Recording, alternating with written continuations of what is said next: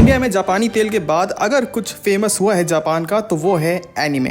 जी हाँ, अगर एनिमे नहीं होता तो बादल का दूसरा चैनल भी नहीं होता। लेकिन एक टाइम पर एनिमे को जापानी कार्टून नाम से चिढ़ाया जाता था। खैर वो तो अभी भी है, लेकिन अब सब बदल गया है। आज के टाइम पर जहां लोग सूरज को देखने के लिए सुबह नहीं उठ रहे थे, वहीं इसी जापानी कार्टून को देखने के लिए सुबह थिएटर पहुंच जा रहे हैं। और ऐसे ऐसे लोग एनिमे को प्रमोट कर रहे हैं इंडिया में जिनकी खुद की मूवीज नहीं चलती हैं प्रमोशन से, जैसे कि अब तो ऐसा लगने लगा है कि एनिमे अंडररेटेड ही ठीक था इंडिया में। कल को पता चला तांजीरो की वॉइस के लिए ये लोग टाइगर को ले आए। तो आज मैं इसी के बारे में बात करने वाला हूँ, the fall and rise of anime in India. हाँ, टाइटल मैंने गलत नहीं लिखा था, ठीक है। और साथ ही साथ कैसे डीमन स्लेयर का कानून से भी ज्यादा लंबा हाथ रहा है एनिमे को इंडिया में प्रमोट करने के लिए। तो शुरू किया जाए। देखो, एनिमे खूबसूरती की तरह होता है, देखने वाले के नजरिए पर डिपेंड करता है। और इसीलिए तो कुछ के लिए वो एक कार्टून है और कुछ के लिए वो हेंटाई है। देखो, बेसिक डिफरेंस जो होता है एनिमे और कार्टून में वो ये होता है कि कार्टून में एक स्ट्रिक्ट स्टोरी लाइन हो भी सकती है और नहीं भी हो सकती है, लेकिन एनिमे में एक स्ट्रिक्ट स्टोरी लाइन होती ही है और उसके कैरेक्टर्स प्लॉट के साथ साथ इवॉल्व और ग्रो करते हैं। और जो सबसे बड़ा डिफरेंस है वो ये है कि एनिमे को मैच्योर ऑडियंस के लिए बनाया जाता है, इसीलिए तुम उसमें कैरेक्टर्स देखते होगे जो नंग दड़ंग घूमते रहते हैं। लेकिन ये एनिमे बनना शुरू ही क्यों हुए थे? वेल, सेम रीजन जिस वजह से आईफोन 17 प्रो ऐसा दिखता है। यूं कहूं तो क्रिएटिव एक्सप्रेशन, अपने थॉट फीलिंग्स को एक्सप्रेस करने का एक अंदाज है। ऑब्वियसली अमेरिका का जो एनिमेशन था उससे इंस्पिरेशन लेकर कुछ यूनिक करने का ट्राई करा गया था और इसीलिए इस आर्ट फॉर्म को नाम दिया गया एनिमे। एनिमेशन से आया था एनिमे। हालांकि जापान ने कभी भी इसकी क्रेडिट दी नहीं अमेरिका को, तो अमेरिका ने खुद ही ले ली जापान की।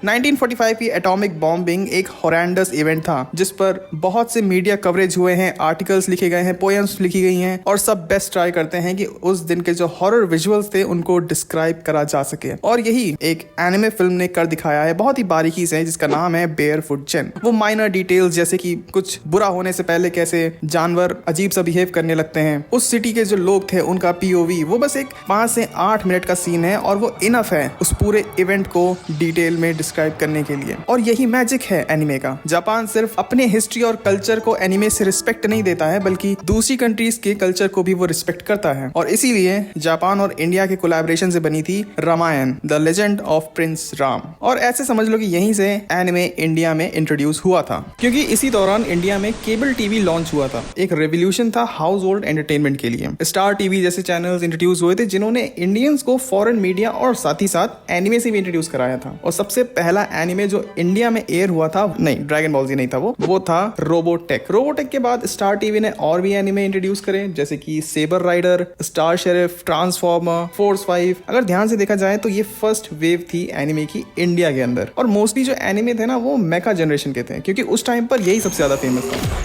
इनफैक्ट उस टाइम पे जो पावर रेंजर्स आता था ना वो भी स्पेस थीम का ही था। फिर कुछ सालों बाद ये डिसाइड करा गया कि सब कुछ स्टार टीवी पे दिखाना सही नहीं लग रहा है। मतलब अगर सब कुछ एक ही चैनल पे एयर करना था तो दूरदर्शन में क्या खराबी थी। और तब जन्म हुआ अलग अलग चैनल्स का, जैसे कि स्टार प्लस, स्टार 1 और 1995 में कार्टून नेटवर्क का, जो कि 2 शोज लेकर आया था जो मैंने तो नहीं देखे थे क्योंकि उस टाइम पे मैं खुद डाउनलोड नहीं हुआ था अर्थ। पर बोला जाता है कि वो one of the finest animes में से एक थे, द स्पीड रेसर और निंजा रोबोट्स। अब 1997 में आई थी सेकेंड वेव ऑफ एनिमे जो कि AXN लेकर आया था। शोज जैसे Ninku, you are under arrest, curious play, ये सब दिखाए जाते थे। और इसने ये भी प्रूव करा कि कार्टून सिर्फ एक थीम को लेकर नहीं चल सकते हैं, वो और भी जॉनरा को कवर कर सकते हैं, अनलाइक अमेरिकन शोज जो कि स्लैपस्टिक कॉमेडी पर ही अटके हुए थे। ऐसे समझ लो कि AXN उस टाइम का समय रहना था। उसने बाउंड्रीज को पुश किया और अनसेंसर्ड शोज दिखाए, जैसे कि गनस्मिथ कैट। AXN का सबसे बड़ा प्लस पॉइंट ये था कि उन्होंने कभी भी कैरेक्टर के नाम या ज्योग्राफीज चेंज नहीं करे थे। उनकी जो ओपनिंग्स और एंडिंग होती थी वो ओरिजिनल जापानीज म्यूजिक के ही साथ होती थी। और तीसरा, ये शोज को कभी भी सेंसर नहीं करा गया, तो ऑडियंस को जापानीज वर्जन का सबसे क्लोजेस्ट एक्सपीरियंस मिला था। बस प्रॉब्लम ये थी कि कभी कभी पेरेंट्स को पता चल जाता था तो वो जापानी तेल लगाकर जापानी कार्टून का जापानी भूत उतार देते थे।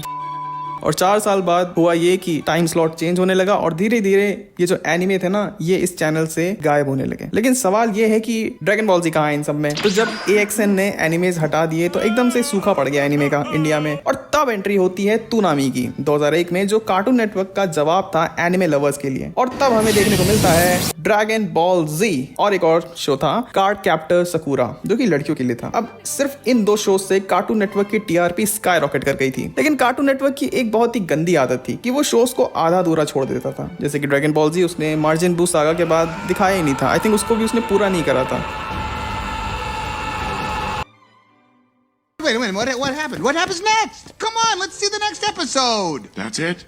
What? पर सरप्राइजिंगली कार्ड कैप्टर सकूरा उसने पूरा चला दिया था, पर उसमें भी प्रॉब्लम ये थी कि वो बहुत ही ज्यादा एडिटेड था, जिसमें कि नाम वगैरह बदल दिए गए थे, स्टोरी को भी रिवाइज कर दिया गया था और सजेस्टिव कंटेंट जो था उसे कट कर दिया गया था। और फिर इंडिया में कुछ ऐसे शोज आए जो कि धंधा करने आए थे, बेसिकली अपनी मर्चेंडाइज बेचने आए थे इंडिया, जैसे कि बेब्लेड और पॉकीमॉन। मैं ये नहीं कह रहा हूँ कि ये शोज बेकार थे, लेकिन इन्हें इंडिया में इंट्रोड्यूस करने का जो मेन रीजन था वो यही था ताकि इंडिया में मर्चेंडाइज बेचा जा सके। और इसमें वो काफी सक्सेसफुल भी हुए, क्योंकि हम सब ने अपनी जिंदगी में एक ना एक बार थाली में बेब्लेड तो जरूर नचाया है। और ध्यान दो, ये वही टाइम था जब हम सब एनिमे देख रहे थे, पर हमें पता ही नहीं था कि ये एनिमे है। अगर मैं अपनी बात करूं तो मेरा सबसे पहला एनिमे जो था वो था ड्रैगन बॉल जी, पर मुझे पता ही नहीं था कि वो एनिमे है, क्योंकि हमेशा से ही वो मुझे बड़ा अपना सा लगता था। क्योंकि अकीरा टोरियामा ने इंडिया से मिलते जुलते नाम जो रखे थे, जैसे उनके पास था गोकू, हमारे पास है गोलू, उनके पास था किरलिन, हमारे पास है किरण, उनके पास था चीची, हमारे पास है चूचा।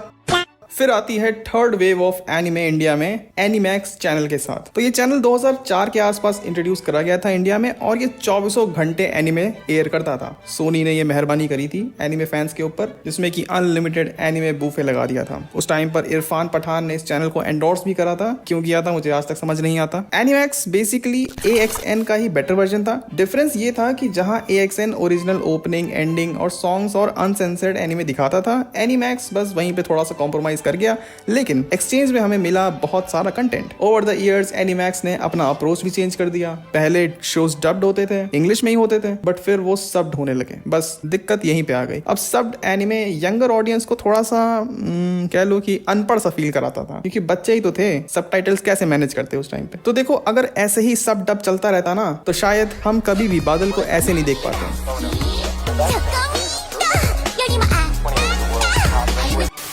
लेकिन 2006 में 70 के जो एनिमे थे वो इंडिया में एयर करा जाना शुरू करा गया, जैसे कि निंजा हथौड़ी, परमैन। कुछ ही टाइम में ये शोज घर घर पॉपुलर हो गए, और असली गेम चेंजर बना डोरेमोन और शिनचैन। शिनचैन वो 5 साल का ठरकी बच्चा जिसको देखते देखते मैं बड़ा हो गया, लेकिन वो आज भी 5 साल का ही है। और सबसे ज्यादा क्रेडिट जाता है उन स्क्रिप्ट राइटर्स को और वॉइस एक्टर्स को जिन्होंने इन शोज को लोकलाइज करा। नॉर्मली अगर किसी भी ऐसे बाहर के शो को तुम लोकलाइज करते हो तो वो असली फ्लेवर जो होता है ना वो खत्म हो जाता है, पर इन शोज के साथ इतना स्मार्टली करा गया था ना कि वो और निखर के आता था। जापानीज जोक को और फ्रेंडली बनाया गया, हिंदी गाने गाए गए इंस्टेड ऑफ जापानीज सॉन्ग्स, और वो कितने परफेक्टली मैच करते थे। बीच में कुछ प्रॉब्लम्स भी आई थी इन शोज को लेकर। जब ये बहुत ज्यादा पॉपुलर होने लगे तो बच्चे इन्हें कॉपी करते थे। लाइक अगर तुम्हें याद हो तो बीच में शिनचैन को बैन कर दिया गया था, क्योंकि बहुत सारे घरों से कंप्लेन आ रही थी कि उनके बच्चे भी शिनचैन जैसी हरकतें कर रहे हैं। बेसिकली वो भी शायद ठरकी बनते जा रहे थे, तो बीच में शिनचैन को बैन कर दिया गया था, बट फिर कुछ कट्स लगाकर और वॉइस एक्टर को भी बदलकर वापस रिलीज कर दिया था। पर उसमें वो बात नहीं थी। जिन्होंने ओरिजिनल वाला देखा हुआ है, उसके बाद वो कभी भी वापस जो शिनचैन आया था उसे वो देख ही नहीं पाए, जैसे कि मैं। तो 2006 से लेकर 2014 तक के यही चलता रहा।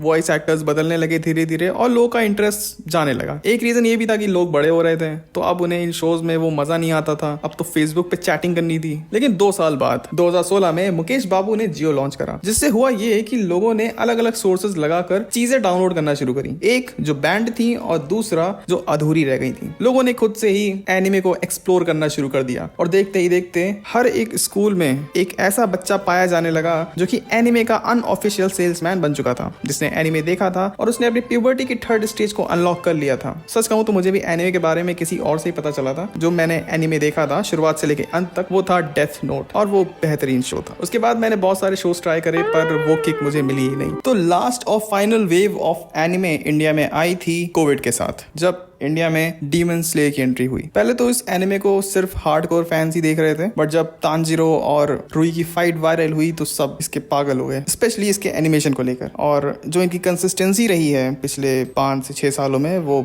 सही में कमेंडेबल है। वन पंच मैन को 3 सीजन बनाने में ऑलमोस्ट 10 साल लग गए। इसका एक वन ऑफ द रीजन ये भी है कि डीमन स्लेयर में 3D मॉडल्स का ज्यादा यूज करा जाता है। बट खैर, तो लॉकडाउन के टाइम पर ये काफी ज्यादा फेमस हुआ था डीमन स्लेयर। मैंने भी इसको तभी डिस्कवर करा था, ऑल्दो मैं इसको पूरा खत्म नहीं कर पाया था उस टाइम पर। जब ये काफी ज्यादा हाइप में आया था तभी मैंने इसको देखा था। और फिर जब म्यूगन ट्रेन थिएटर्स में आई तो भाई उसने आग ही लगा दी थी। इस एनिमे की हाइप और बढ़ गई इंडिया में, और आज आलम यह है कि जहां इतनी बड़ी बड़ी सुपर हीरो मूवीज ऑडियंस को थिएटर तक लाने में कामयाब नहीं हो पा रही है, वहां demon slayer infinity castle audience को सुबह ही सुबह थिएटर खींच ला रही है। शोज हाउसफुल जा रहे हैं, टिकट प्राइसेस इतने महंगे हो रखे हैं। तो ये कहना एकदम सही है कि इंडिया में एनिमे का नया सूरज उग चुका है। अब इससे किसी को फायदा हो ना हो, लेकिन बादल की बूंदें जरूर बढ़ेंगी। देखो, कुछ जोक्स में तुम लोगों को दिमाग लगाना पड़ेगा। So that's it for this video. चलो अब मैं जा रहा हूँ पैसे जमा करने, क्योंकि एडिटिंग करते करते मुझे पता चला है कि डीमन स्लेयर की एक टिकट मेरे शहर में 1000 रुपए की है। चलो अब मैं तुमसे मिलूंगा किसी और वीडियो में, तब तक के लिए बाय।